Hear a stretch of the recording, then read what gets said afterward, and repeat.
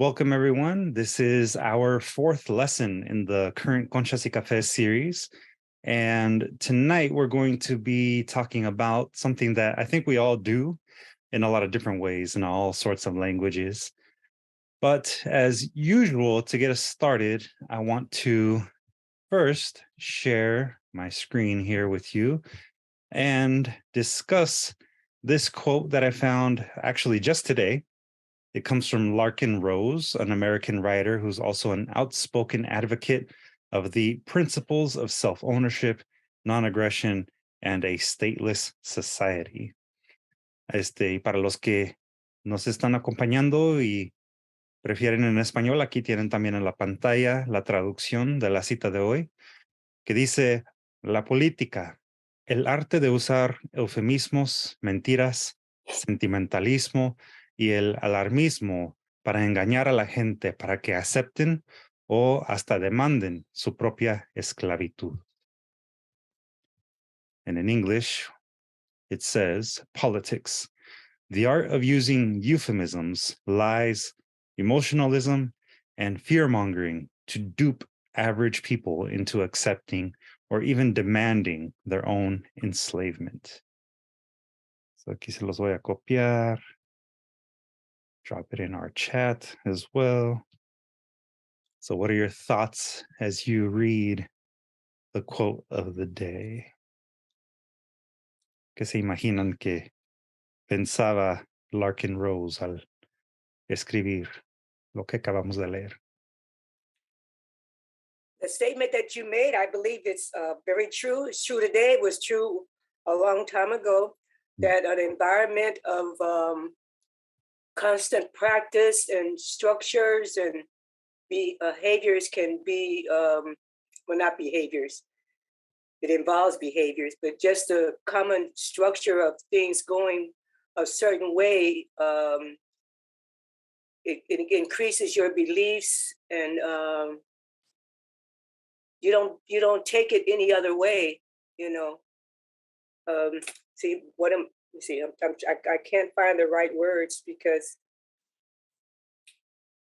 I when I was going to church as a little girl, we were told not to go with your legs bare, your arms bare, and have something on your head, you know, maybe a scarf or a hat or something. Mm-hmm. And so that's part of being a slave to certain standards.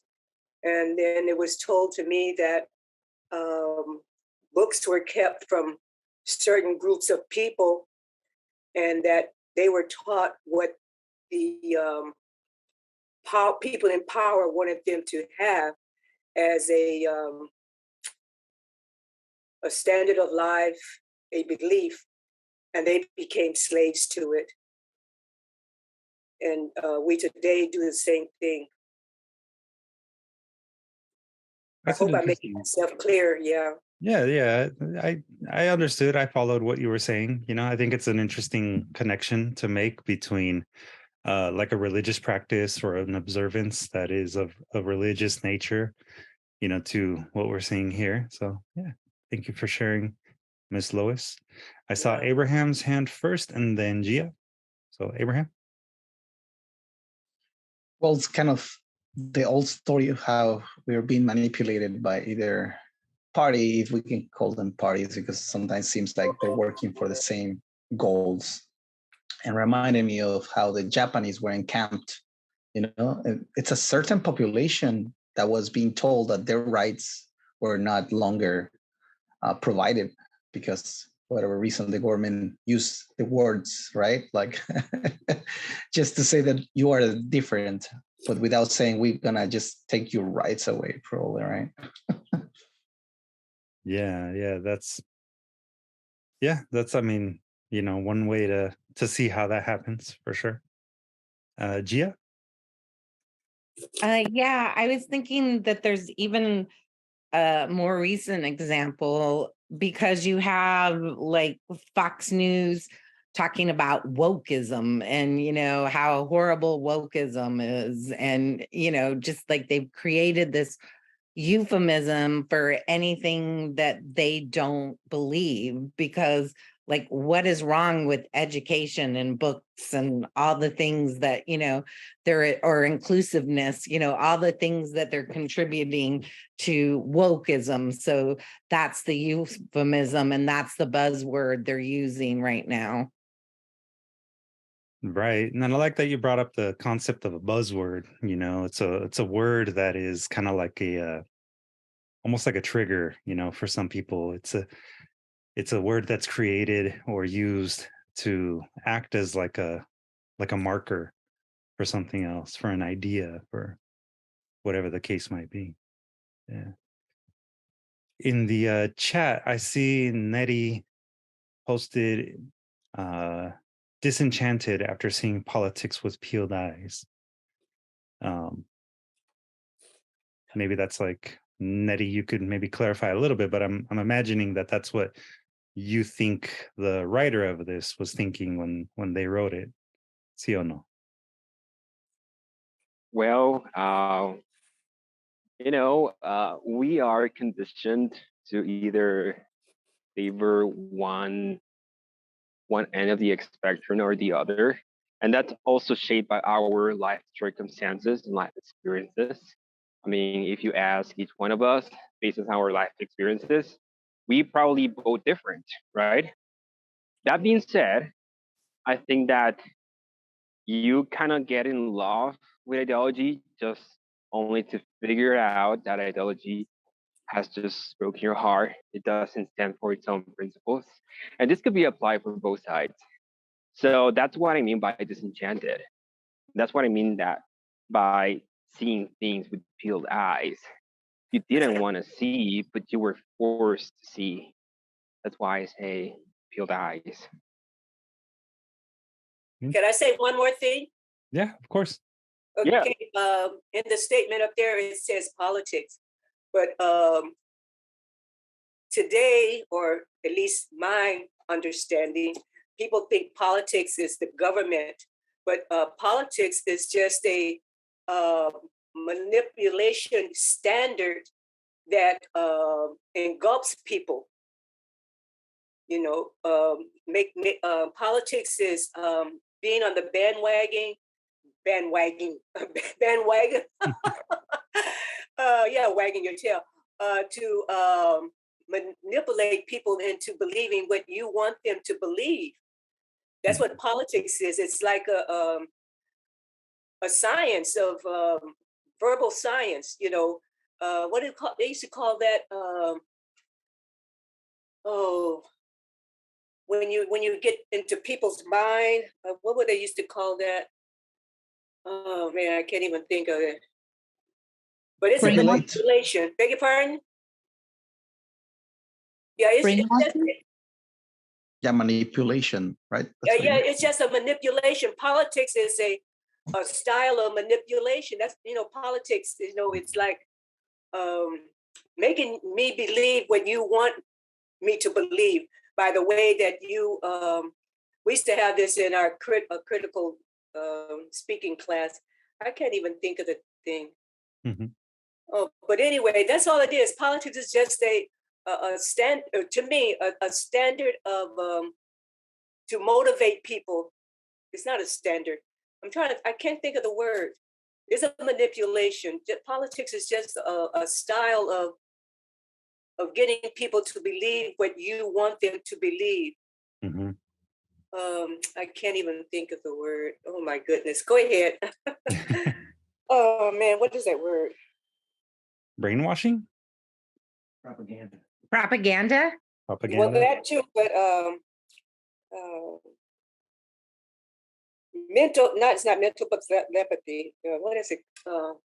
Anyway, I can't. Well, I think if I'm understanding, generally speaking, what you're talking about, it sounds like what you're referring to is how politics are used as a way to both manipulate and, in some ways, as some people have said, brainwash us, the people, into thinking certain ways or using certain language, in the case of like the concept of wokeism, and how as an ism, it's now bad, or somehow it stands for something that is something to fear or to maybe judge in a way that's negative.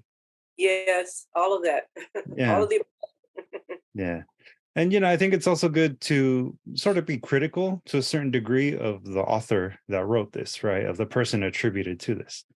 Right? He's an outspoken advocate of the principles of self-ownership, non-aggression, and a stateless society, meaning a society that is free of government, right? Or at least of politics. So this is coming from one viewpoint where, you know, he's himself using language and certain words that are meant to evoke certain feelings from us to express an idea of his without directly saying, what he probably would want to say. Let's see in the chat. I see Miss Michelle wrote, "It's Big Brother" by George Orwell too, because people may follow the crowd and be influenced. Right. I think Gia's example of the way in which Fox News manipulates information or presents information, that could be a way to see how in real life now in contemporary society, we see people sort of following along without doing more research, without maybe accepting that there are other truths out there than the one that's presented to them first. See, looking at the chat here. Okay, thank you, Elena, for the heads up. And then Miss Michelle wrote again, Trump's January 6th, 2022 at the Capitol may be an example because he led others to follow him and his views. Yeah, that as a pseudo politician, because I don't think people anywhere would, necessarily believe that he was a real politician in the way that everyone is used to. But yeah, him and the way that he spoke, his use of certain words, they were definitely ways in which he gained followers and manipulated their actions to a certain degree.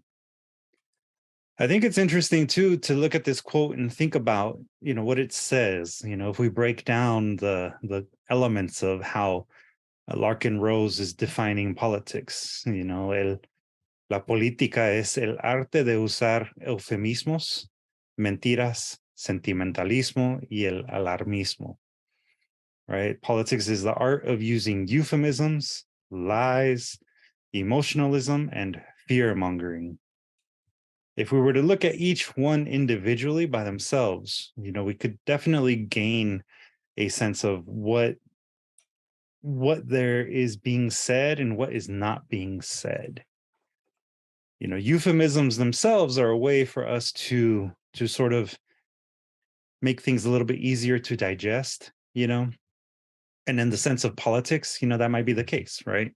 We can probably go back hundreds of years and look at the ways in which people talk about the concept of equality and community, or the things in which we're supposed to be afraid of, like, the way in which in the 90s, there were the criminalization of certain groups was being presented, by even more liberal politicians.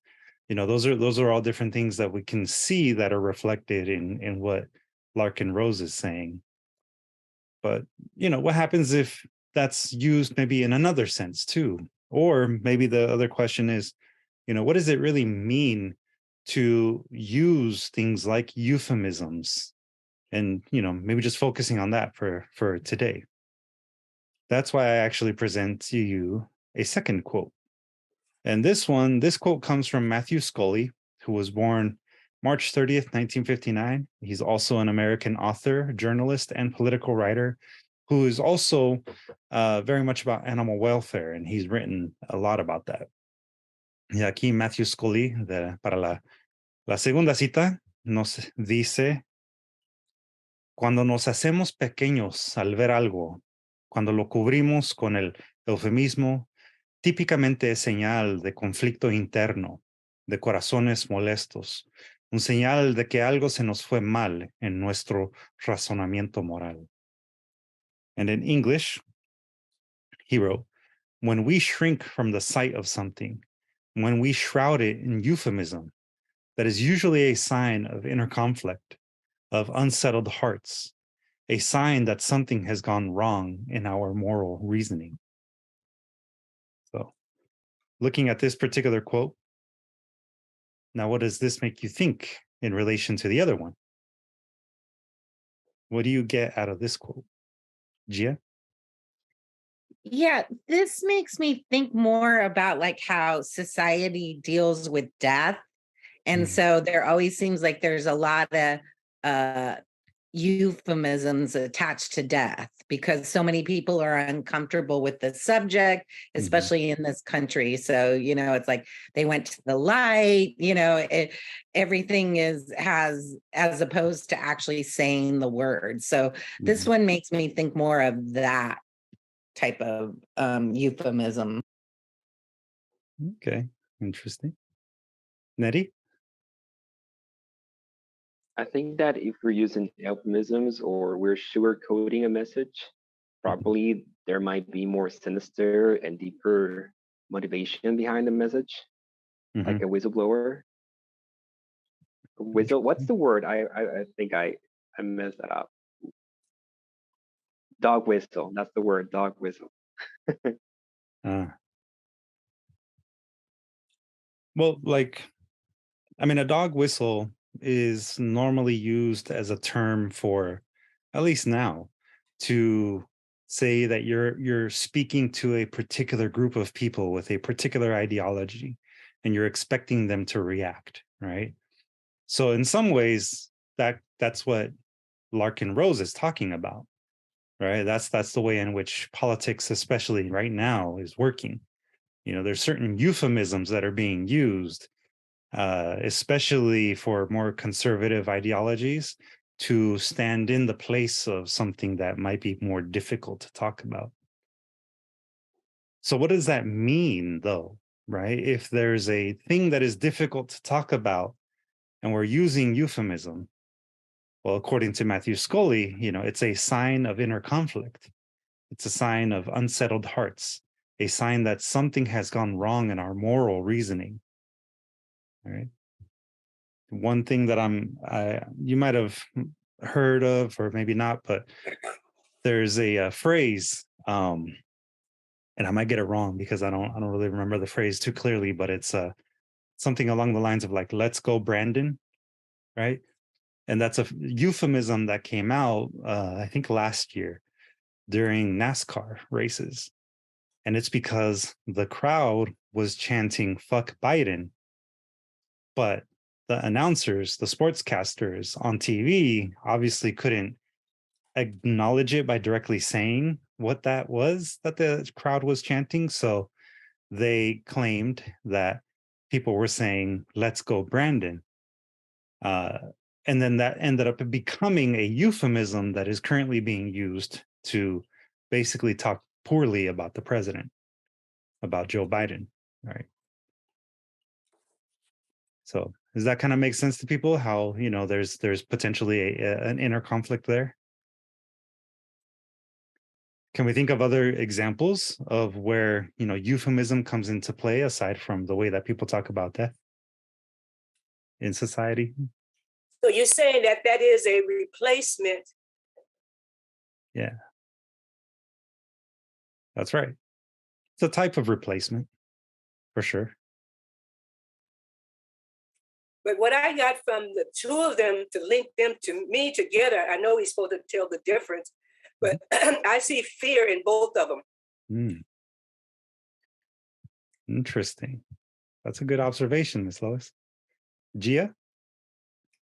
Yeah, make America great again is a euphemism to, going back to a time when it was just great for a certain section of people. So it's it makes it seem like, oh, you're patriotic, but there's this undertone to it. Perfect. Yeah, that's a good example for sure. Any other examples that people could think of off the top of their head? And they don't necessarily all have to be, for like conservative ideologies. But think about this though. why would people, especially in talking about conservative ideologies, why would they feel the need to use euphemisms? You know, if what Matthew Scully is saying, then what is really happening? If what he is saying is true, what is really happening to the people that are using these euphemisms? Roots, I see your hand was raised. What came to mind was the war on drugs. Hmm. And in what I way? feel like, well, I feel like they use that like to make us think like they're protecting us, you know, they're cleaning up crime and all this stuff, when it's really like a war on poor communities, you know, which are predominantly Black and brown. Yeah. Yeah, that's. And then like even to connect it with the Politics is the Art, the first one that Larkin Rose wrote, I think that, you know, if we go back to the Ronald Reagan era and how, you know, they were funding the wars and, you know, with drugs that they were dropping off in LA, you know. So like, yeah, you could see how they're playing both sides of the, you know, trying to be the heroes, but they're always also the supervillains. Mm-hmm. Yeah. Well, yeah, I mean, go ahead, Miss Lois. You had something more to add? I was going to say, yeah, she mentioned drugs, and that reminds me of when they first started selling marijuana at on every street corner with these little crosses out. And I grew up around it. I had pimps in my family. I had pushers in my family. But I just believe whatever you're going to do, don't push it off on someone else. Enjoy it yourself. Do it in your house or whatever. And so when they started, they had it. I don't remember exactly when it started or how it started, but it was out there. And then they started saying it was for medicine, and that you could be 25 years old or a little older to get it. You know, no problems. And I think that had a lot to do with it says when we shrink from the sight of something, when we shroud it, is that the word shroud? Yes. In other words, cover it up. That it is usually a sign of inner conflict.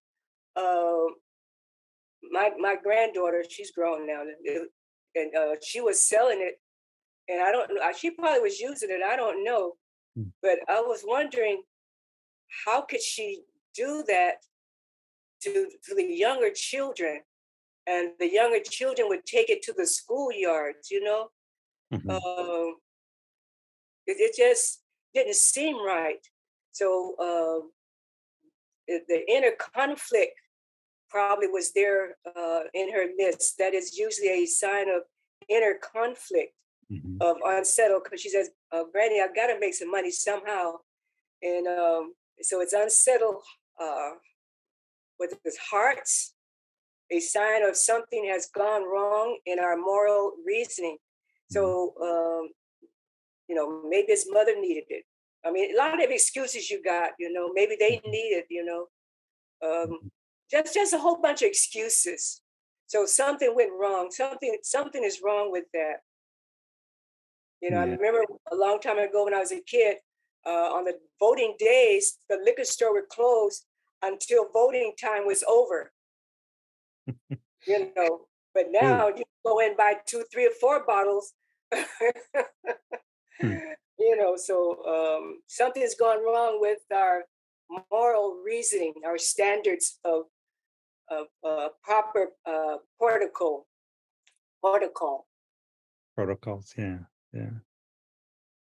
Yeah, I just, you know, I think that it was to me it was interesting, you know, looking at these two quotes and trying to sort of understand what both of them were saying in preparation for today's lesson. And you know, politics, everyone has a certain identity when it comes to politics, the same as with like religion. And those things are oftentimes difficult to discuss.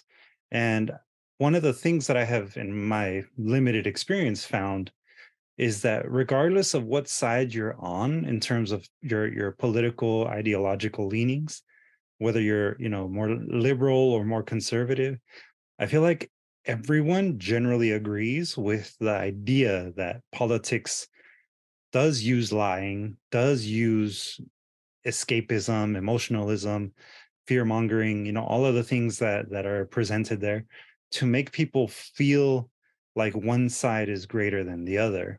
And that's something that is something that I feel like a person could step back, take a moment and look at.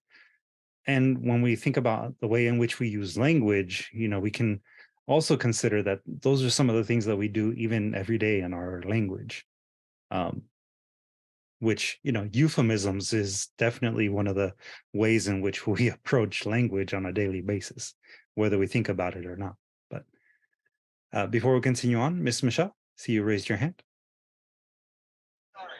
With all these quotes, I feel like the saying that goes like this: the more things change, the more they stay the same. That's what I'm equating to regarding these quotes, because we want things to happen and change, and yet it doesn't happen with politics.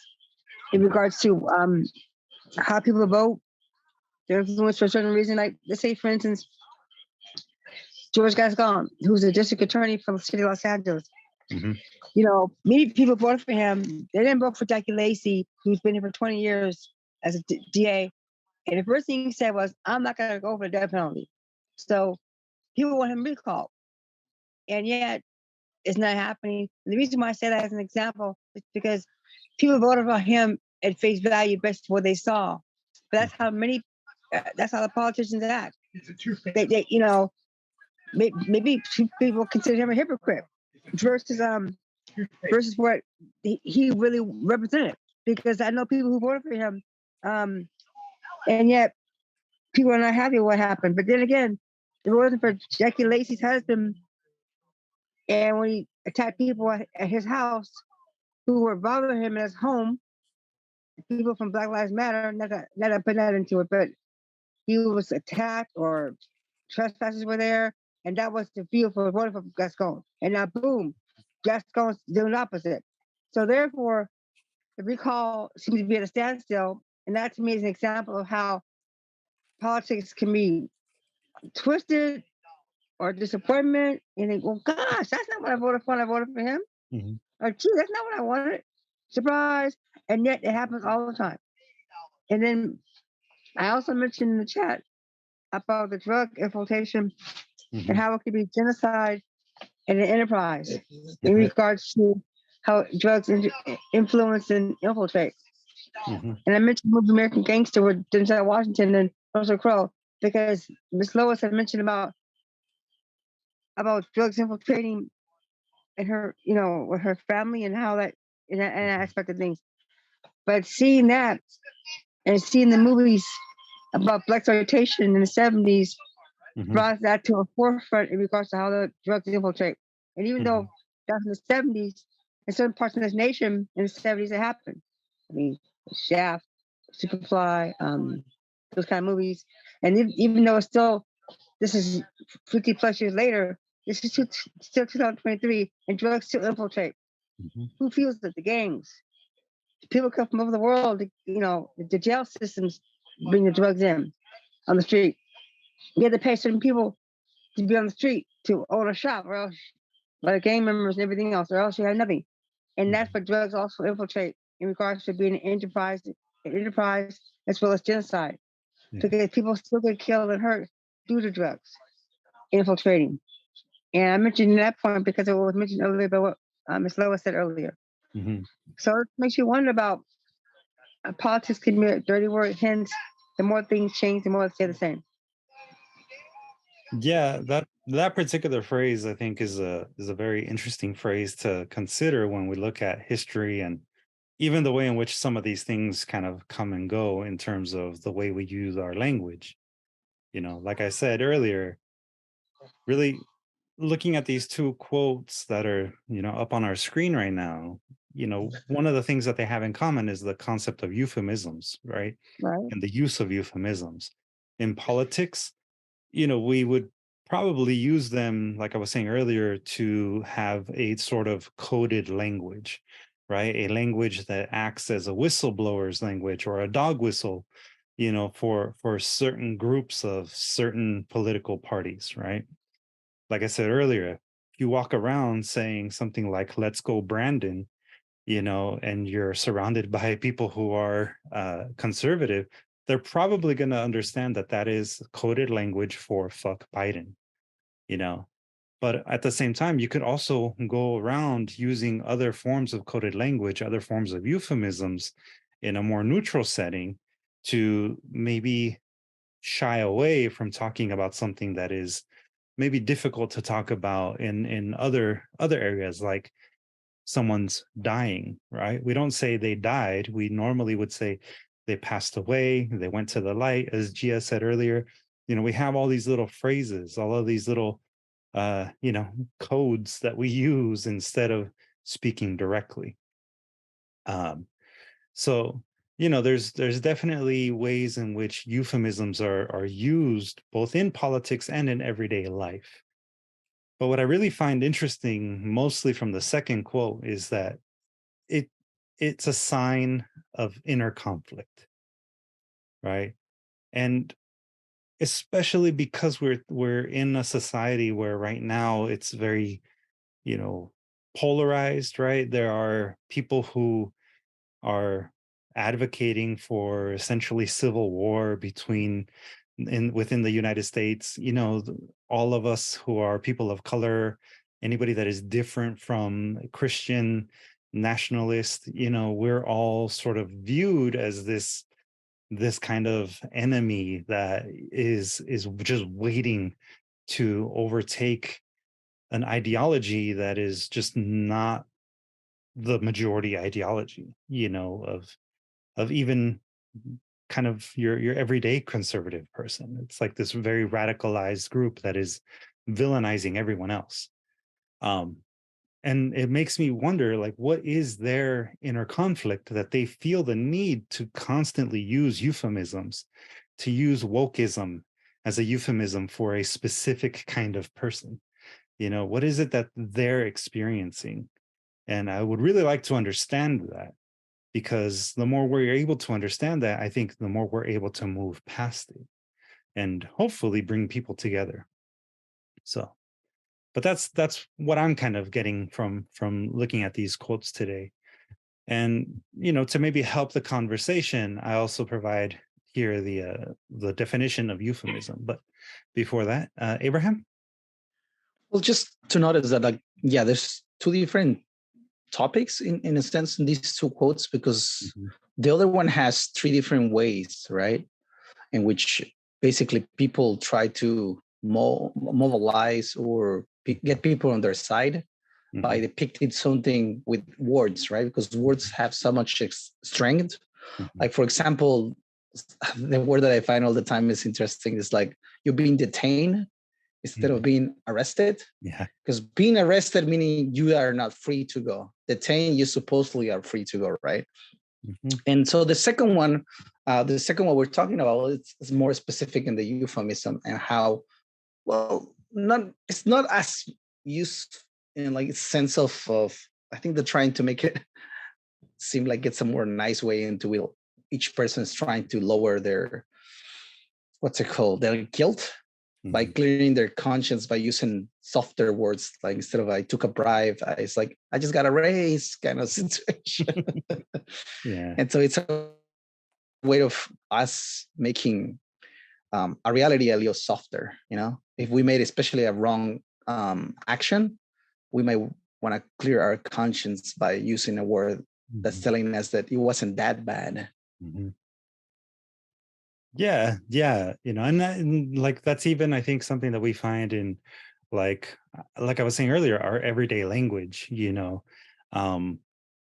Sure, in politics it's just that much more amplified, where it's used, it's weaponized, but in our everyday language we also use it. And to say that, like, oh, tengo que dar la mordida, if you get stopped by a cop, like you're saying, you had to pay a bribe, but at the same time, you're doing it in kind of a way that's also coded language, but maybe not as polarizing in a sense, because it's something that you just sort of accept as part of your everyday life. Yeah, that's another good one that Abraham just provided, right? I'm curvy instead of saying I'm fat, or there's so many other ways, right, in which this comes up. That reminds me, we used to tell this girl, no, that she was fat. She says, no, I'm juiciously plump. Well, yeah, there's definitely ways in which we address things, that make us uncomfortable, right? Or fluffy instead of fat. Yeah, that's another way of putting it. That's been popularized. But it's also good, I think, for us to just generally understand, what is the purpose of a euphemism? We also can't understand a euphemism without understanding its opposite too, right?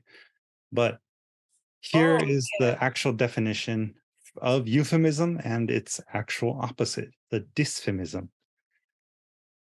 Euphemism is a mild or indirect word or expression substituted for one considered to be too harsh or blunt when referring to something unpleasant or embarrassing. Y en español, el eufemismo, igual. Una palabra o un dicho suave o indirecto, sustituyendo uno considerado muy áspero o directo, al referirse a algo desagradable o penoso.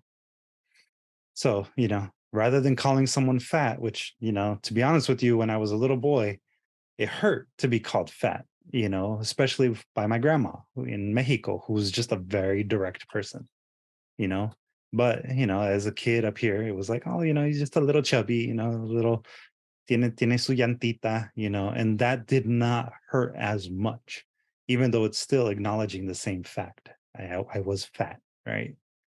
The dysphemism, I mean, you could think of it as like a disrespectful thing to say, right? It is a derogatory or unpleasant term used instead of a pleasant or neutral one, such as loony bin for mental hospital, right?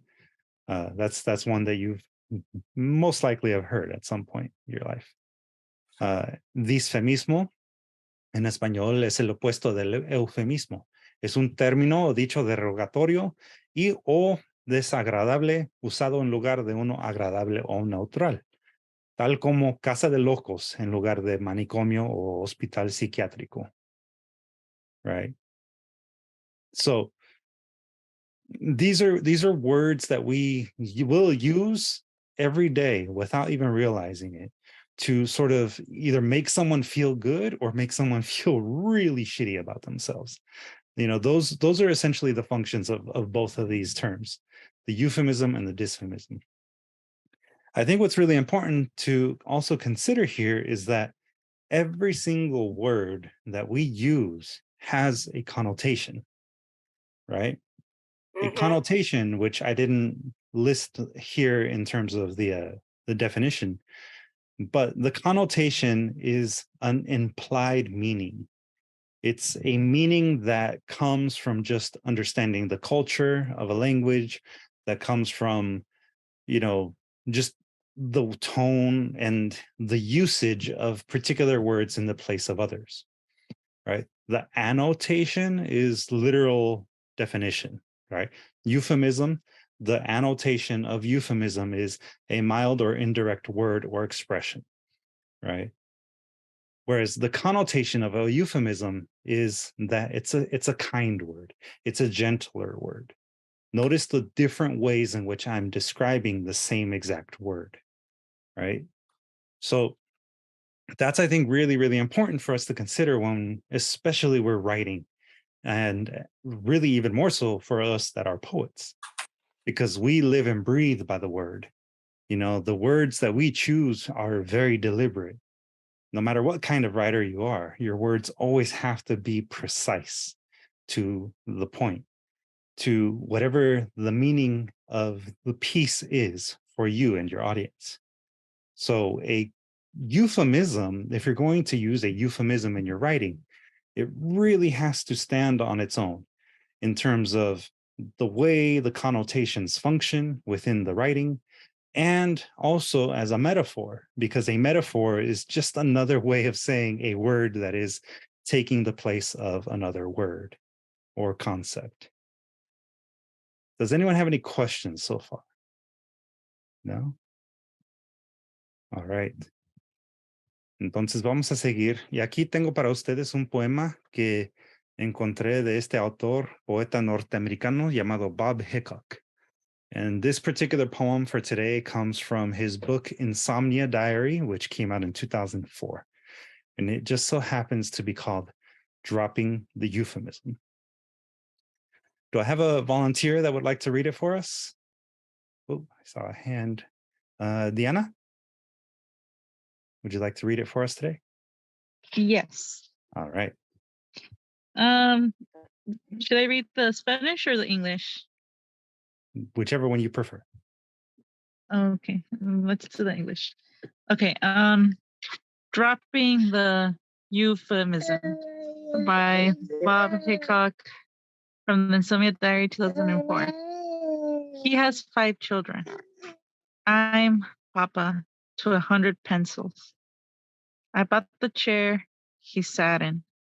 From a book of chairs, staplers, and spikes that let me play Vlad, the Impaler. With invading memos, when I said I have to lay you off, a parallel universe was born. In his face, one where flesh is a loose shirt taken to the river and beaten against rocks. Just by opening my mouth, I destroyed his faith. He's a man who can think honey glazed ham and act out the thought with plastic or bills.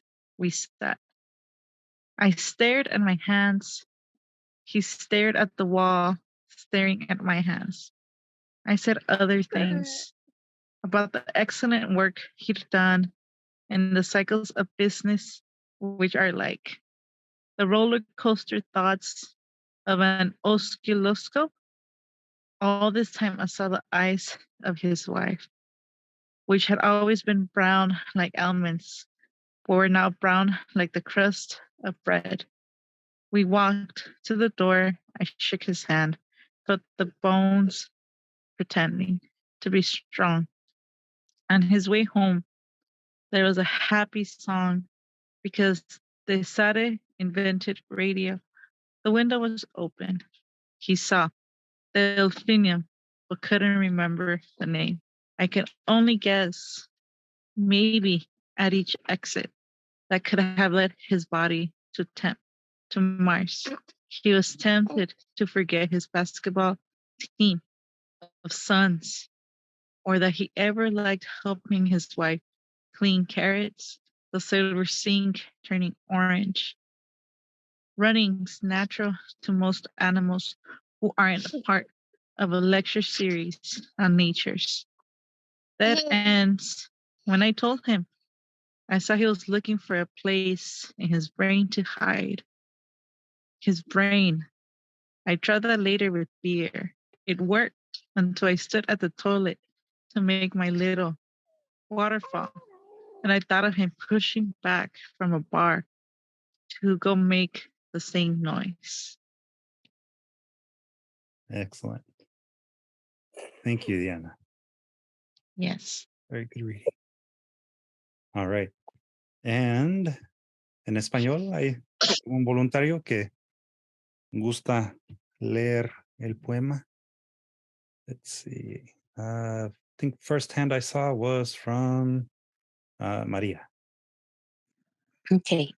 Dejando el eufemismo. Él tiene 5 hijos. Yo soy papá de cientos de lápices. Compra la silla en el que se sentaba, de un libro de sillas engrapadoras y puntas que me dejan jugar a hablar el empalador con memos invasores. Cuando le dije, te tengo que despedir, un universo paralelo nació. En su cara, uno donde la piel es una camisa floja llevada al río y golpeada contra piedras con solo el abrir de mi boca. Destruí su confianza de ser hombre que puede pensar en jamón glaseado en miel y vivir tal pensamiento con plástico o billetes sentábamos. Yo miraba a mis manos, él miraba a la pared mirando a mis manos. Le dije otras cosas sobre el trabajo excelente que había hecho y los ciclos del negocio que son como la montaña rusa de pensamientos de un osciloscopio todo el rato. Vi los ojos de su esposa, cuales siempre fueron café, como almendras, pero hoy fueron café, como corteza de pan. Caminamos. A la puerta le di mi mano, sentí sus huesos fingiendo ser fuertes en camino a su casa. Tocaba una canción alegre porque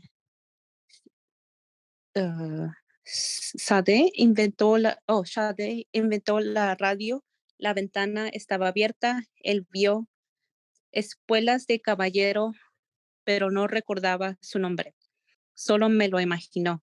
Quizá en cada salida que pudo llevar en su cuerpo a Tempe o Marte estuvo tentando a olvidar su equipo de baloncesto, de hijos o que le gustaba ayudar a su esposa a pelar zanahorias, la pila plateada volviéndose anaranjada. El huir es natural para la mayoría de animales, cuales no son parte de una serie de charlas sobre los callejones sin salida de la naturaleza. Cuando le dije, vi que buscaba a un lugar en su mente para esconder a su mente. Yo lo intenté después. Con cerveza, trabajo hasta que me paré frente al inodoro a hacer mi cascadita y pensé en él, retirándose de una barra para ir a hacer el mismo ruido. All right. Thank you, Maria. Good job. Let's go back up to the top here. And there we go. So aquí tienen Cropping the Euphemism by Bob Hicok. So first things first, you've heard it twice now, and I want to make sure that everybody knows generally the story, right? The narrative. What happened in this poem?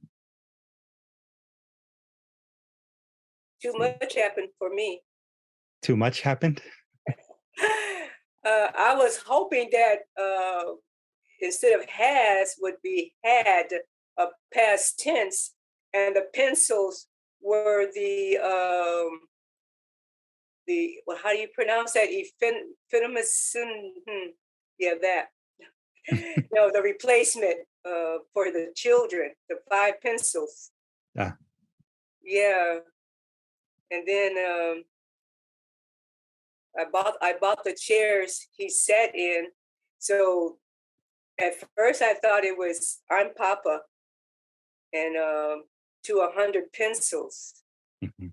So he must have been a teacher, and he only had 5 children. Yeah, So, I mean, something along the lines of that. So yeah, you're sort of getting there, Ms. Lois. Yeah, so I would have to read this and contemplate. Okay. Yeah, it is a slightly longer one, and this does have a story to it. So that's where first I want to make sure that we're all kind of following along.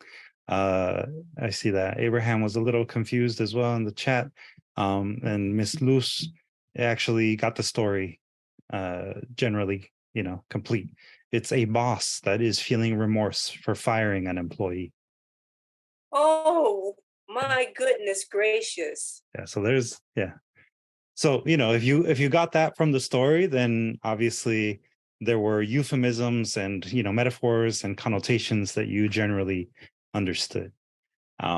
If you didn't get it the first time, that's okay. Either way, I was going to read it for all of us a little bit, a little bit more, one more time, so we could get it. But before we move on, I see hands up still from Paola and Diana. Paola, did you have a question or comentario? Oh, I see that now. When I said I have to lay you off, a parallel universe was born. Yeah. Oh, my goodness gracious. Mhm. Okay. Oh, gracias, Paola. Yeah. Me imaginaba que eso era, pero. Do you have a comment, though, or a question? También se vale. Or Diana? You left your hands up as well. Comment or question? Okay, I guess not. Yeah, I was just sorry. Oh, okay. I was just it was a little confusing. I was trying to like understand what he was kind of talking about. I was taking it as a loss, like like as a loss until when you called out that I had to lay you off. I was completely like in a whole different scenario. Yeah, like I said, this has a lot of things happening within it. So, I just want to be clear, right? There's a narrative to it too. And but I'm glad that particular line was called out, because yes, this is a poem about a boss that has to lay off someone, right? They have to fire one of their employees. And it's, what the boss is imagining the employee is going through after being told that they're being fired. But notice the euphemisms, right? And the irony of the poem title, dropping the euphemism. So I'll read it for us one more time, this time without the dramatic pauses of the line breaks. And I'm going to try and just read it all the way through so we can sort of hear it a little bit more. So we can hear a little more, I guess, the narrative. So dropping the euphemism. He has 5 children. I'm papa to 100 pencils. I bought the chair he sat in from a book of chairs, staplers, and spikes that let me play Vlad the Impaler with invading memos.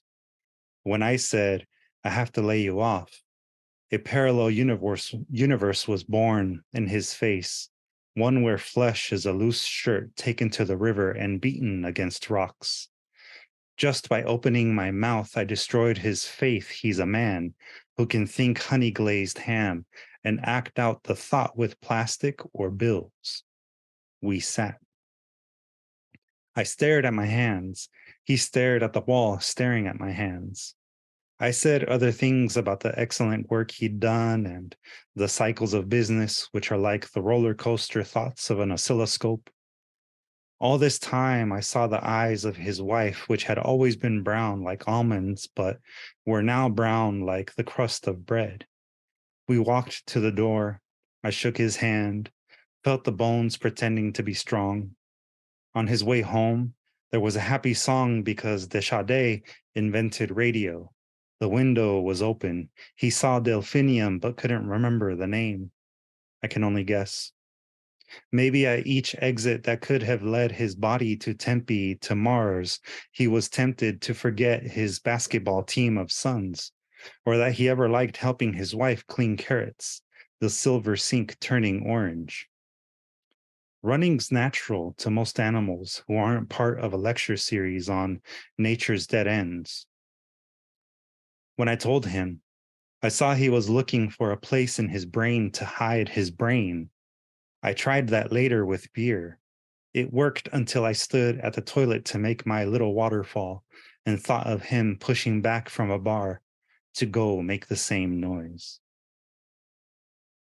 So hopefully that helped with the following along of the narrative.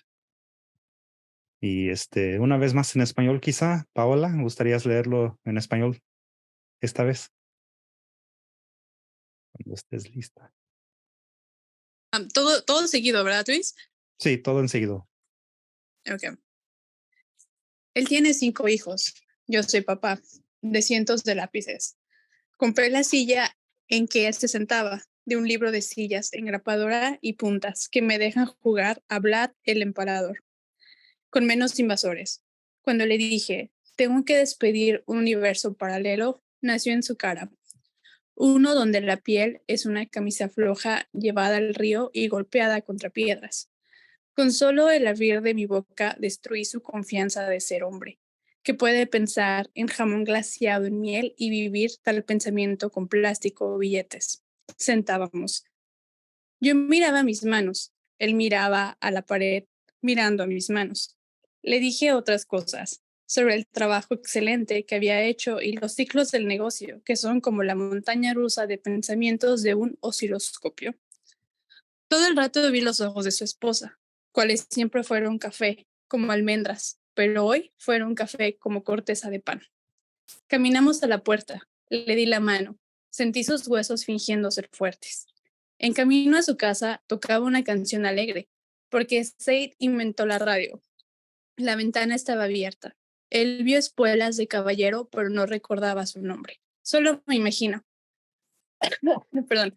Quizá en cada salida te pudo llevar a su cuerpo, a Tempe o Marte.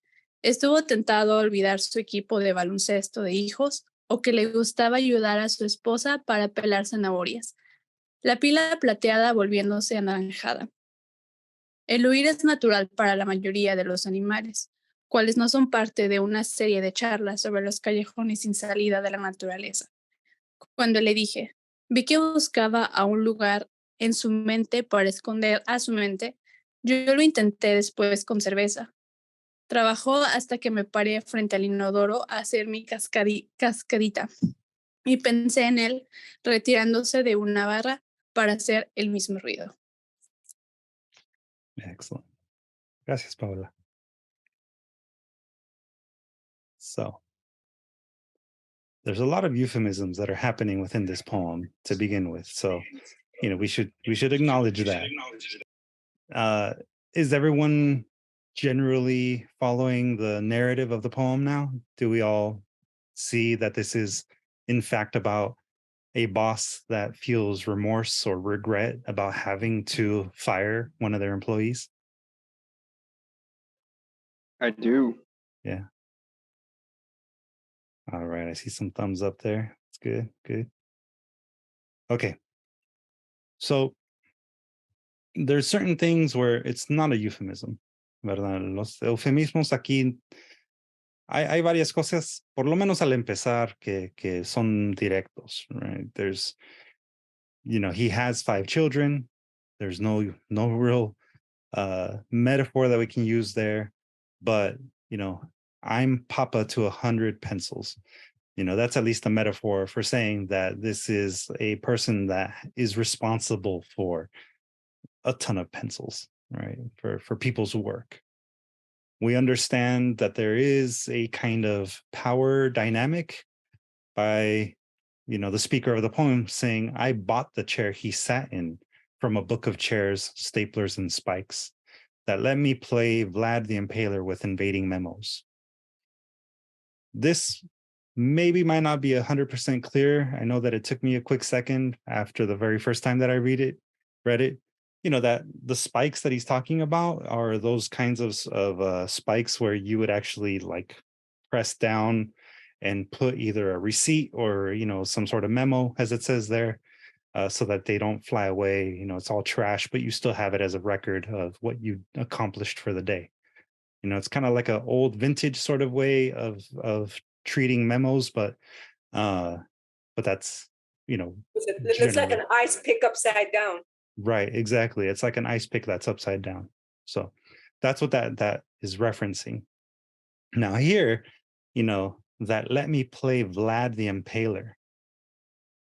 That right there is obviously a metaphor, right? It's a way of signaling to us that he is sticking paper through that spike. That's one way in which a metaphor can function, right? And then pencils as people, that would also be, as Abraham is pointing out in the chat, I'm papa to 100 pencils. The pencil would be a metaphor for employees. All right, so it's 100 employees that this person is responsible for. When I said, I have to lay you off, that right there, that is definitely a euphemism. I don't know about you, but I've been fired a couple of times in my life. And never have I been told directly by a supervisor that I was fired. I've almost always been told that I'm either laid off or that I am, part of a, what do they call it? A, when a reduction Downgrading. in the workforce, right? Or I have to let you go. I have to let you go. There's a reduction in the workforce. You have to be laid off. I've never been told directly, you're fired. Never. Now, why is that? Well, it's to spare a person their feelings, right? So that's the first example of a poem that is about not using euphemisms where the euphemism is used. It's kind of ironic. Yeah, that is de-euphemism for sure. Now, everything after that then starts to become another form of a euphemism, right? It becomes all metaphor for the most part after this. There's a flesh is a loose shirt taken to the river and beaten against rocks. I mean, this right here is a very striking image. I don't care who you are, but the idea that loose skin is something that you take off and you just beat against the rock, that's probably closer to a dysphemism than any other phrase in this particular poem. I mean, imagínense una ropa de piel que se está mutilando básicamente contra una piedra. I mean, that's a pretty shocking thing to. Well, wouldn't it be something like a sagging face? Yeah, his face becomes that. Right. So here, the speaker of the poem is now using metaphor to describe for us the condition of this person's face that is being fired. Right. It's a parallel universe where, in his face, it's born where flesh is a loose shirt. Right.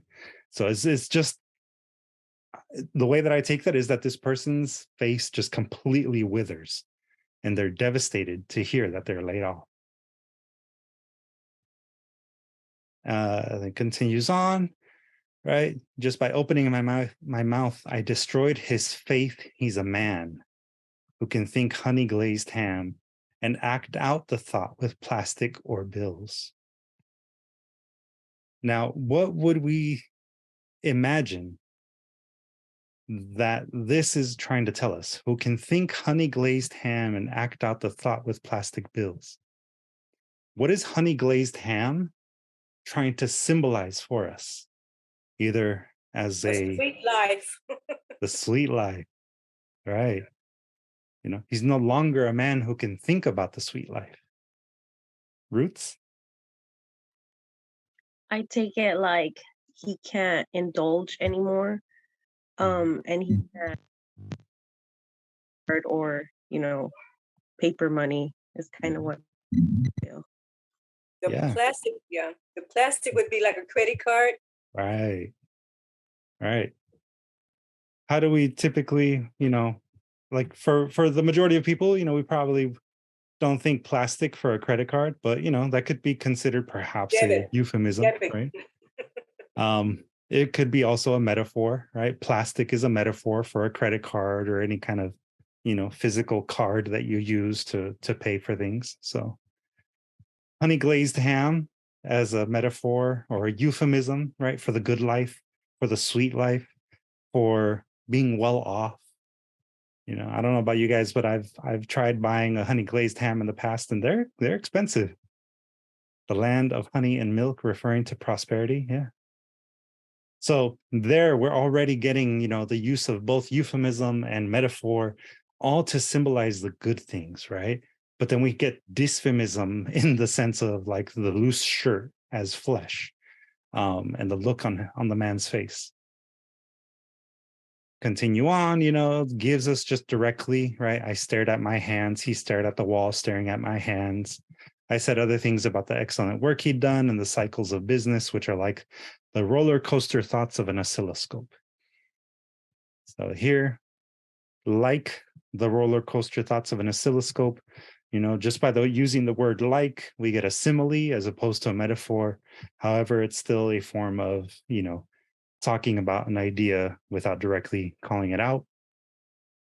But why do you think it's important that the speaker of the poem tell us, I said other things about the excellent work he'd done? I mean, ¿qué importa en ese momento que le haya dicho, hiciste un trabajo buenísimo? What does that do for a person? It's not you, it's me. Yeah. Yeah. That's a good way to put it, Abraham. Yeah. It's business. Yeah. It's business. Nothing personal. Para aliviar la culpa. Yeah. Yeah. So, again, we find ways in which always to sugarcoat things when we feel bad about ourselves. Right? What did Matthew Scully say earlier about our use of euphemism? It's that we feel a sense of hurt, right? The reason why we as individuals use euphemism is because we're trying to cover up some sense of, guilt, some sense of wrongness, some sense of things not being morally the way that we want them to be, right? And then he goes on to talk about, the wife whose eyes had always been brown like almonds, but now are the crust of bread, brown like the crust of bread. What's the difference between comparing someone's eyes to almonds to comparing them to crust of bread? What are those connotations that you get from that? What is the connotation of an almond to you in this phrase? Right and cheerful. Right? Cheerful. Yeah. No, I heard that expression before. Her eyes were like almonds. Yeah.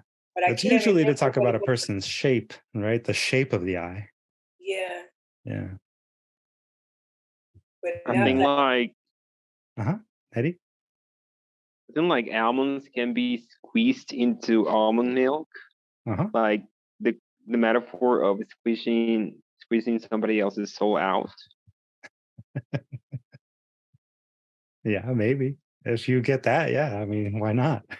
Yeah. ¿Qué más? Abraham?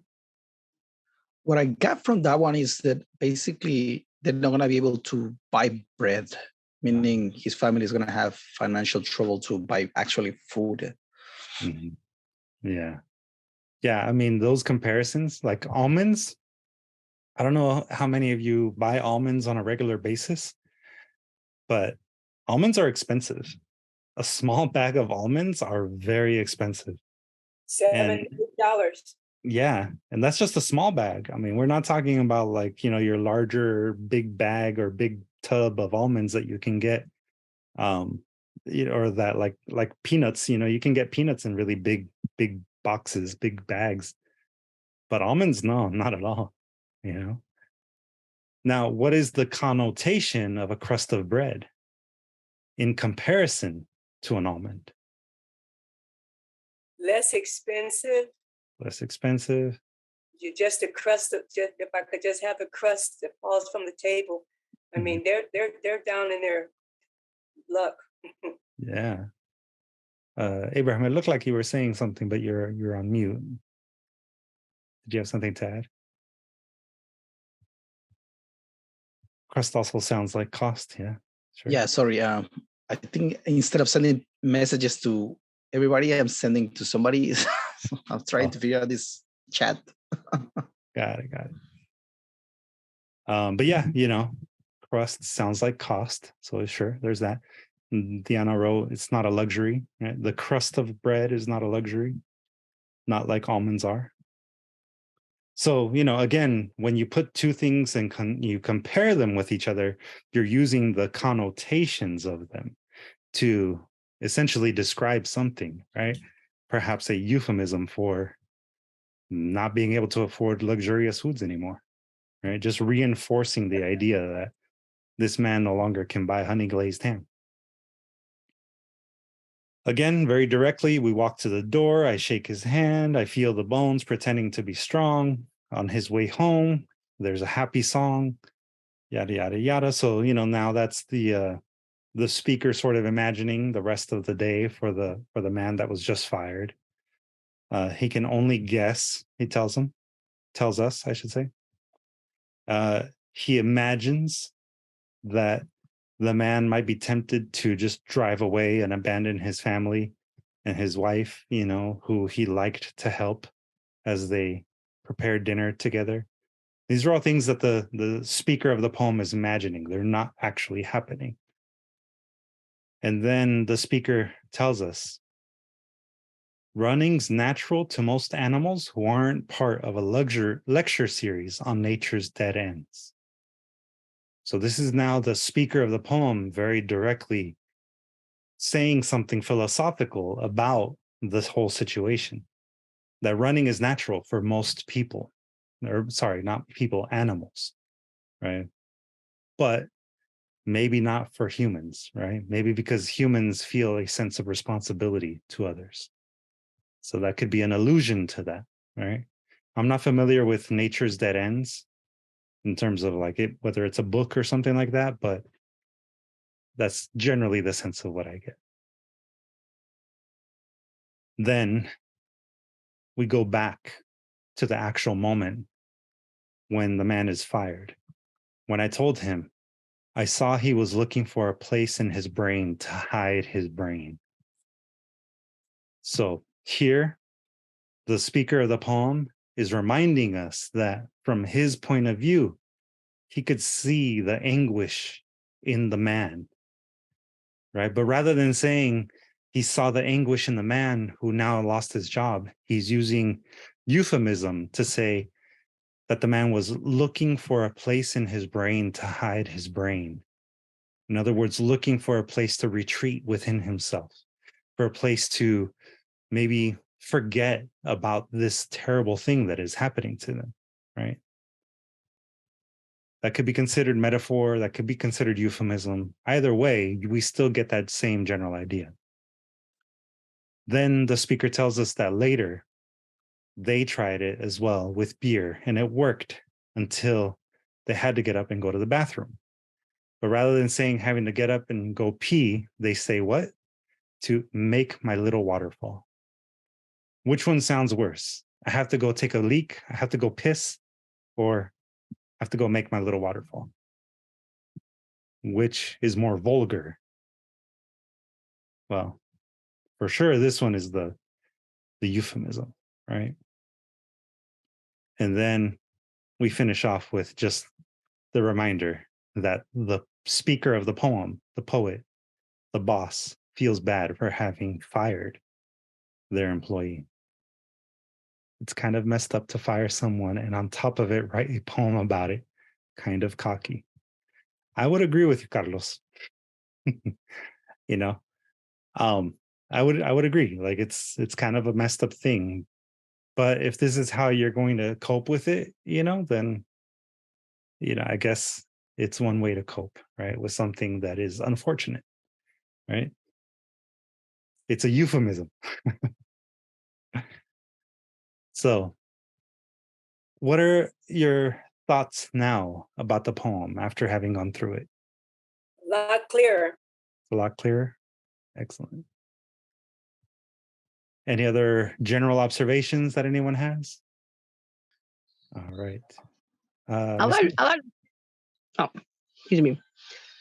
I like the images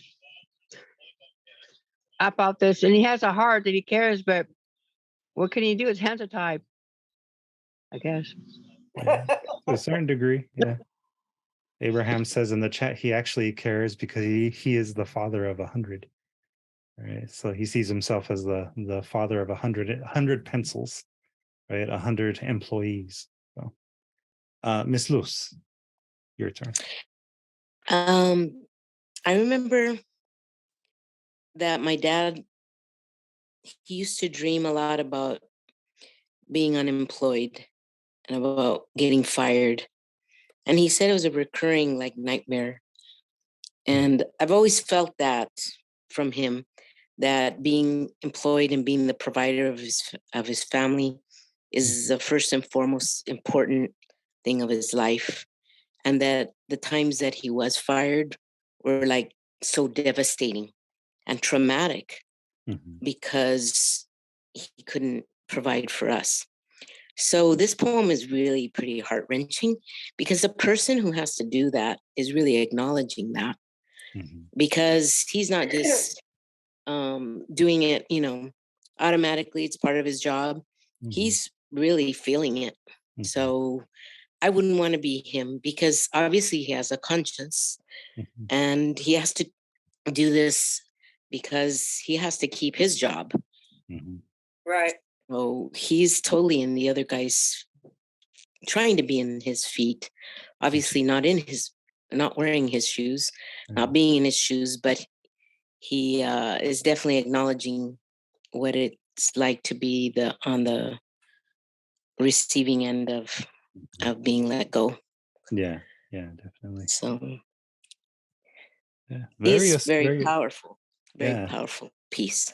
Yeah, and I think that is definitely, one of the reasons why this poem exists too, is because the poet, it is feeling it, even if the poet wasn't the one actually doing this and is only using persona. The speaker of the poem is for sure feeling it. So yeah. Gia? Thank you for sharing this one. Yeah, absolutely. Gia? Yeah, I think it's interesting because it's a dichotomy of emotions, because the author knows that as bad as they are feeling, they're not feeling worse than the person that got fired. So there's this sort of weird thing like, oh, I feel bad, but I still not as worse off as this other person, Yeah. So it's kind of interesting that it plays with that a little bit. Yeah. But at the end of the day, they both have to stand in front of a toilet and make a cascade. So I think regardless of who's doing the firing, they're equals, and he's acknowledging that. Yeah. Yeah. Well, That's the overall thing to me, as my own personal observation, is that the poet is struggling, believe it or not. This is what I see. Trying to be right in the third person, he gets involved. Yeah. Well, I mean, the speaker of the poem is definitely involved, right? They are the one experiencing all of the emotion and everything. And as a person that has had to also fire people in the past, through jobs that I've had in the past, it is difficult, especially when you know the person and their circumstances. Like obviously the speaker of the poem here, they know that the person that they're firing has 5 kids and a wife to support. So there's definitely conflict for sure in this, and it's also kind of messed up in its own way to write about this experience. But I mean, the poet is going to have to cope with it in some form or another, if the poet is in fact the one that did the firing, because we can only assume. So there's a lot of things that are happening here, that I think speak to why we create euphemisms, why we have these sort of internal conflicts that sometimes are used to manipulate other people into feeling a certain way about certain subjects. I mean, it's not often that you will find people who talk about the experience of firing an employee in a very positive way, you know. And if we think about, the ways in which like that can be then, used or manipulated or weaponized to, push another ideology in the way that like say politics are often, using euphemisms and these emotional conflicts, internal conflicts that we all experience, it starts to really, I think, at least for me as a poet, dawn on me that my words are very powerful, especially if I understand the importance of a connotation and a euphemism when, trying to describe things that are hard to describe or that are just difficult to talk about. No one likes to talk about death. No one really likes to talk about religion in a way that's critical or in a way that is honest with themselves about some of the, things that are that are, exclusionary or whatever. And like those are things that are hard for people to acknowledge in a lot of different ways. And it's especially true for, the current political climate where those things are all being fused together into an ideology that is exclusionary.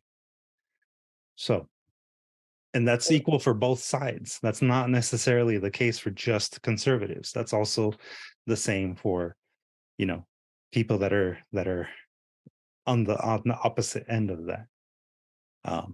So It was, to me, it was a great writing, and I saw him as the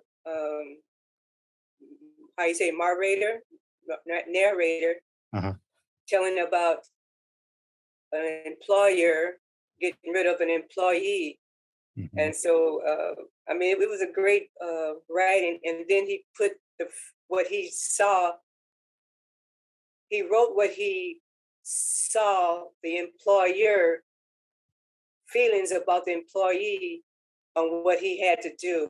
I mean, it was. I mean, like I say, it's like three people, and he did a great job. It was a great writing. Excellent. Well, I'm glad you enjoyed it, Miss Lois. So I was hoping to be able to do this as part of our session today. Our conversation, I think, was a very good one, and I'm glad that all of you contributed. So here is what is going to happen for this week's writing prompt. This week, I'd like you all to develop your own list of euphemisms for different socially uncomfortable situations. So like I was mentioning earlier, it could be things that are like religious in nature, political in nature, things that you might have difficulty feeling comfortable talking about because you feel like it might, ostracize you in some form or another, which that in itself is a form of censorship. Remember, our theme this time around is censors, right? And no one is a worse censor than ourselves in a lot of cases, because we just feel like we can't be completely honest. So create a list of euphemisms for different socially uncomfortable situations. Then develop a list of euphemisms for moments or ideas that are too taboo to be spoken about openly. All right, this might be, a particular view on the use of, like, say, the Latinx label, right? And how it's evolved over time to be from Latino, Latina to Latinx to now Latine with an E at the end. Those things are very problematic in our community. And, that could be something that you might find difficult to talk about in an open way based on your viewpoint. So create a list of euphemisms that might speak to that moment or idea in particular. And then write a poem that expands on all of those euphemisms. Think about how in the poem that we just read, it was about a man firing someone and them having to deal with the guilt using euphemisms in a lot of different ways to cover that guilt, right? So write a poem that really expands on these euphemisms, uses them, plays with them, maybe turns them on their head, uses dysphemisms instead. But definitely consider your connotations and the metaphors that you use. And that will be your writing assignment for this week. Any questions? Will they be going into the book? Yes. Oh, no, we can't do that. Well, I mean, if you choose, of course. No, because what I have going on in my head, what I would like to discuss, I'm not afraid to or ashamed to discuss anything, and I don't try to embarrass anyone. I like for them to open up because I, worked in outreach, and there's just things that with young people. I was a youth minister, and so I discussed things with them and asked them why they chose that lifestyle, and so it had nothing to do with religion. I want to know if you're capable of going one way that you were made to go, Mhm. Why is it that you're going another way that's opposite of what I don't say that to them. I'm just saying that to you so it can be clean. Yeah. And so yeah, so Notice your use of euphemism to talk yeah, about. so it's Yeah. interesting. Yeah. You know, why do we call the orange an orange? I mean, it's simple as that to me to Mhm. discuss those kind of things without trying to insult. And I just want to know. Well, I just yeah, I just want to know. That's all it is, you know. yeah, And so and yeah, so I'm not ashamed to discuss anything because I had young people on my street, and one girl, she told me, she says, that's before I got married. She says, Miss Jackson, she says, you never talk about me. You take me just as I am. Well, Mhm. that's you. It has something to do with me, you Mhm. know. So I don't criticize. I don't do that. Yeah. That's your lifestyle. That's you. But I just want to know, you know, I'm just nosy. Well, I think that what you're ultimately trying to say, or at least this is what I'm understanding, is that you're just more curious and you're seeking understanding. And so, that I think is really, when it comes down to it, the most important thing that we can do as people is that we need to seek understanding so that we can empathize, so that we can feel what the other person is feeling, and then work together, right? To But the thing overcome of it whatever is things make us feel uncomfortable. Right? it's going on since the beginning of time. Yeah. And Yeah. so we have nothing to do. That's between them and Hmm. their God, you know? Yeah. Yeah. Yeah, so it has something to do with me, but I'm just curious. Yeah. I think it's very, very, valid to have questions, to, again, seek understanding. And, it's like Abraham is saying in the chat, write it down. Don't allow these things to be bottled up, because they just get worse if you don't acknowledge them. And you do not have to publish them. You don't even have to turn it in for this week if it makes you uncomfortable, that uncomfortable. But write it down. Oh, I'm Acknowledge not the fact that uncomfortable. these things are residing in your head, and use this maybe as an opportunity to better understand yourself and why you feel a need to hide these things. Oh Why no, you feel a I need. don't. I'm just saying that if it was Well, going to no. be put in the book, I would like for it to be put in a decent way. Yeah. No, not from Yeah. when people pick up our books, we want everybody to feel comfortable in reading them. Absolutely. That's why we put them out. Yeah. So so somebody that's picking it up might be Mhm. in that lifestyle, and then they get upset, and we don't want nobody upset. Right. Yeah, and I think it's also important for me to also say, any work that is, overtly prejudiced, discriminatory, based on age, race, sex, gender, sexual orientation, all of that, that's the work that we will not publish, just to be very clear. But that said, if those are things that are making, you as a writer feel uncomfortable, and you're using euphemisms, acknowledge that you're using euphemisms to discuss those things, and use it again as an opportunity to maybe really self-reflect on why you feel you have to use euphemisms. What is it that you're afraid of? What is it that maybe you can do to generate the understanding that you're really seeking to have, right? And how can we openly discuss things without getting angry at each other? I think that's always a really good thing for us to consider. So this particular week's assignment might be challenging, but don't don't feel like you have to hold back, because like I said, our theme is censorship and censors, right? We ourselves are censors. We're always self-censoring by using euphemism, by using words with particular connotations. When a person nowadays says something about, a boomer, in reference to a person's age, the time in which they were born, and they use it in a derogatory way, right? That's a connotation that has developed recently, and it's a way to hide the fact that there is judgment about a person's age and about their ideologies without fully understanding where those things are coming from, right? That's what I mean by it's not just one side that uses coded language. that uses euphemisms and dysphemisms and takes advantage of the connotations in which, in the ways in which things are said. So more than anything, I hope that's what you start to consider as you work on your writing for this week. All right. So yeah, radicalizing is another concept at play there, especially when it comes to politics. So, all right, that being said, thank you, everyone. Thank you to those who were joining in through the live stream. And, if anybody has any kind of questions, feel free to reach out. You can always find our handouts and things like that on Google Classroom if you fully enroll, which you can find that information at distillarts.org. And also, for anybody that is just ready to submit something, you can always go directly to our website, distillarts.org/Conchas y Café zine. You can find the link to submit your work now if you're ready to go.